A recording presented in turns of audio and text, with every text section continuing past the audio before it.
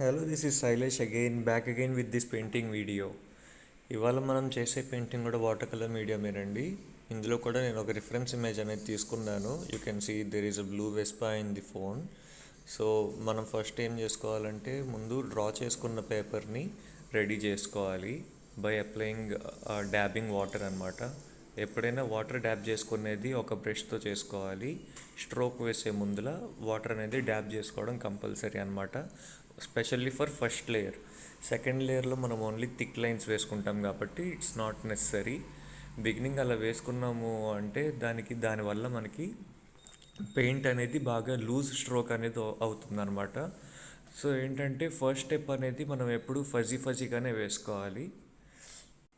Detailing అనేది ఇప్పుడే వెళ్ళకూడదు. ఒకవేళ మనం ఇన్ కేస్ ముందే డీటెయిలింగ్తో డార్క్ స్ట్రోక్ వేసుకున్నాము అంటే అది నెక్స్ట్ వేసే సెకండ్ లేయర్ అప్పుడు అది స్మర్జ్ అయిపోయి డిజైర్డ్ అవుట్పుట్ అనేది అవుతుందన్నమాట.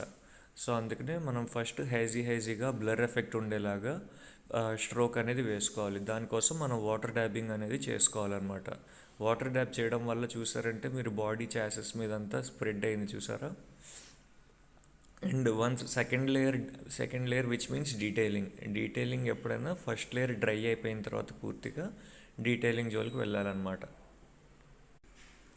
డీటెయిలింగ్ వేసేటప్పుడు మొత్తం పేపర్ డ్రైగా అయిపోయిన తర్వాత కొద్దిగా పిగ్మెంట్ విత్ వాటర్ తీసుకోవాలి. ఇక్కడ మీరు చూస్తుంటే నేను కలర్ ప్యాలెట్లో నుంచి వాటర్ లైట్గా తీసుకొని, if at all brush tip అనేది ఓవర్ డ్రైగా ఉంటే జస్ట్ బ్రష్ టిప్ని మాత్రం వాటర్లో టచ్ చేసి ఆ స్ట్రోక్ అనేది మీరు శాంపిల్ స్ట్రోక్ పక్కన వేసుకొని మీకు కావాల్సిన షేడ్లో వస్తుంది అని ఫిక్స్ అయిన తర్వాతే మీరు అనేది పేపర్ మీద వేయాలన్నమాట.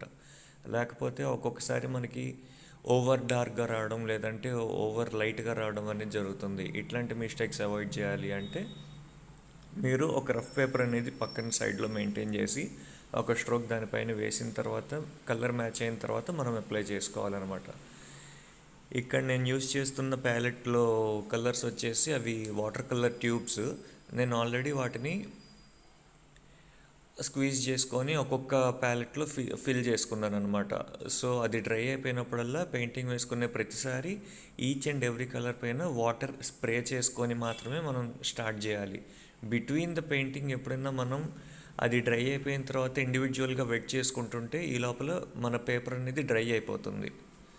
సో అలాంటి ప్రాబ్లమ్స్ రాకూడదు అంటే ఫస్ట్ మీరు ఒక వెట్ బ్రష్ రెడీ చేసుకోవాలి and as well as every colour పైన వాటర్ అనేది అప్లై చేసుకోవాలి.